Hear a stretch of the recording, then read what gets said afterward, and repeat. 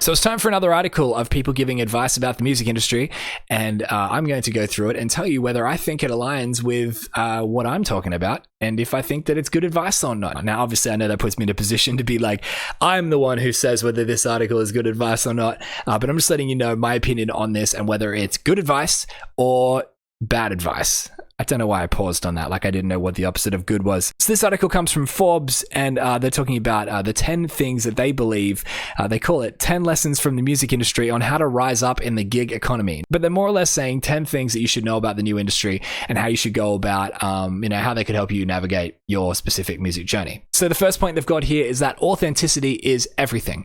Now, this is fantastic advice. I'll give this 2 thumbs up, actually. You know what? I'll give it 1,000,000 thumbs up because it is absolutely excellent advice for any music artist trying to find their way through this new industry, okay? Authenticity sells. I've been saying this for forever, and it is definitely what you should be doing. Now, they're saying specifically is that gimmicky songs and novelty types of, those type of songs that, are about nothing. Like they've been, one-hit wonders through the past. They're saying that you can't be gimmicky in this day and age.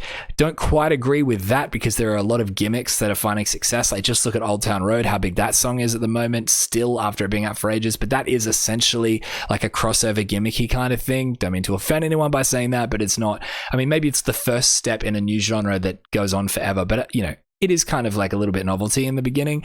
You can find success through novelty, but then it becomes really difficult to recontrol your career and navigate it after that novelty, if that makes sense. But regardless, authenticity sells, okay? The broader point here is that authenticity is what you should be looking for. So be authentic in everything you create, okay? Be the real you. You live in the best time ever to connect with people through social media and show them authentic content that's going to help them find a point of connection with you as an artist, and that's what's going to bring them closer toward becoming a true fan. It's the same formula. I've said it a whole bunch before, and I'm going to continue saying it. It's the same formula. Authenticity leads to connection, and connection leads to true fans, okay? So you need to be authentic. Point number 2 they've got here is to build out your portfolio, okay? They're trying to say here that your portfolio of work is your calling card and should be continuously refined. I'd say that's good advice. I'd say it's a great idea to continually work on your portfolio, but then again, unless you're contacting industry types, you don't really need, where do you show your portfolio? I guess that the broader point there is to make sure that you only release music of high quality,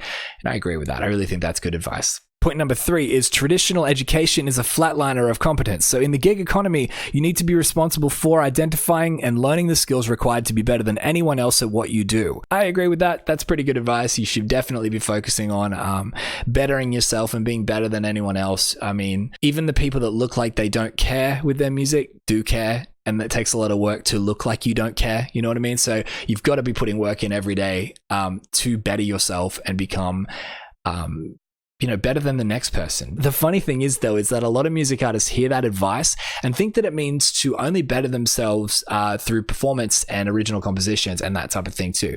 There is a lot more to being a music artist than just writing songs and performing them, okay? You need to be good at longevity. You need to be good at endurance. You need to be able to go on tour for 3 months and still sing on the final night as close to possible as what it sounded like on opening night, okay? You need to be able to make sure that your voice holds up, which is something that a lot of music artists don't even practice for or try to improve at, okay? So it's about endurance. It's also about your people skills, how you are at networking, how you are being punctual. If a label tries to book you for a tour or something like that, or even tries to sign you, they want to know that you're going to be there on time. So it's all about working on your communication skills. What about the way you present yourself in interviews? How well spoken are you? How have you worked on your anecdotes and the stories that you can tell and the way you can communicate who you are as an artist in interviews? There are so many ways that you can improve yourself as a music artist. So more so than just writing songs and performing them, think about how to improve yourself in all different aspects of your music journey.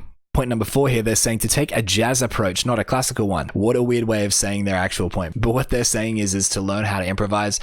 They mean that at a broader point, not just about music itself. So they're saying is in adapt to change and be creative by removing the boundaries and that kind of thing. I'll give that a thumbs up. I think that's good advice too. It feels like they're running out of ideas at point 4. But anyway, point number 5, give your customers what they are looking for. They're saying successful music artists use their instincts to know what their audiences want to hear there and deliver the goods. Working in the gig economy requires the same savvy about what your clients want and bringing it to the table. See the world through your client's eyes. This is absolutely amazing advice for music artists when you consider it on a content level. Okay, so give your audience what they're looking for in content. Now, a lot of the times they're looking for that authenticity and connection. So you'll see it's a difficult thing to step out of your comfort zone, but once you do that and show your fan base and your audience who you are and what you stand for and what you're about, I mean, this is what we talk about a whole bunch in the 4-Dimensional Songwriter. As soon as you take that first step, you'll see the response that comes through and you'll be like, man, I need to do more of that. Number 6 here, they're saying the gig economy is about identifying, building on, and adding to your transferable skills. So they're saying, what am I really good at and love doing that I can make money from without working for somebody else? So they're more or less just saying you should always be improving yourself. Now, do I think this is good advice? Yes. Do I think it's kind of bland advice?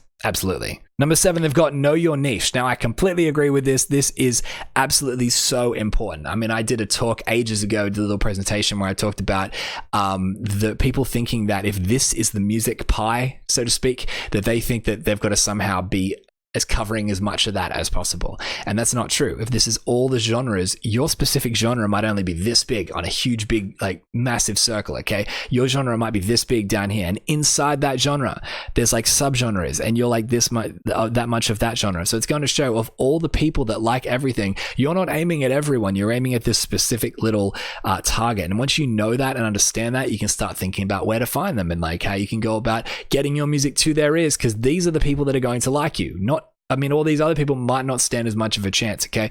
The broader your genre is, the bigger circle you have, but the more targeted you are, the easier it is to find fans, right? Because they're specific types of people with specific behavioral and psychological qualities. Now, getting a little deep into finding your specific fans, but the point is the same. You need to understand your niche. You need to know exactly that you're not trying to aim for everyone.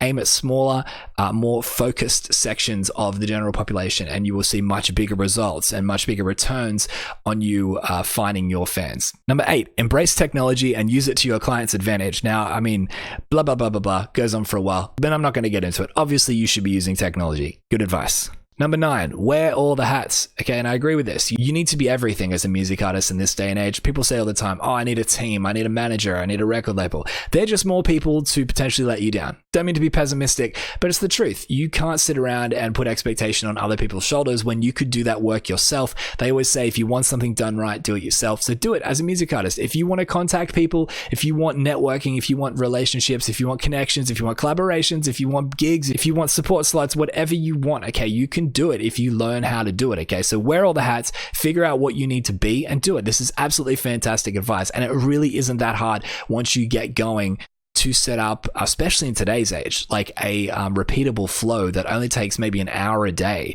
and you can get all of the jobs done that you need to get done within that hour. So I don't want to hear the story of, oh, but I work 9 to 5, I've got a full-time job, I don't have time for this. You could do it in bed on your phone at nighttime before you go to sleep. I don't want to hear the excuses of that I don't have time to do it, because we don't live 20 years ago where the only way you could build a business was like locally at an actual storefront. Like, chances are you've got a mobile device or a laptop or something like that, and it allows you to be connected 24 hours a day, and you can do everything you want to do. No excuses. Great advice. And number 10, the final one they got here, they're saying ask for advice. I totally agree with this too. If you're wearing all the hats, don't expect that you're going to get it right all the time. Look to other people that are doing it right and ask them for their opinion on how you're doing it and how you can improve it. Like with what I do, I have to wear all the hats. Like I had to learn how to do specific areas of marketing that weren't my strong point because I needed it done, and I didn't have the budget to pay someone to do it for me. But now I've learned it. I'm so thankful that I did, right? And the best value I ever got was by asking questions from people who are really good at what they do. Getting advice from someone who's already figured it out saves so much time. Okay, so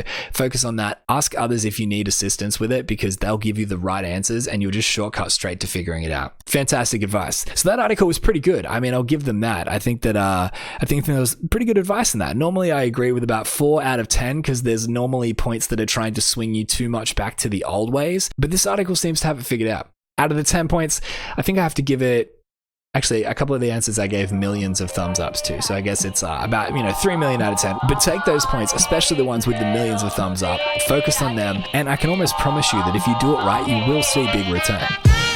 Why not check out another video? You can do so by clicking right here. You'll find even more ways for your music to take over the world. But before you do, make sure you like this video, share it with your friends, hit the subscribe button, and turn on the notification bell.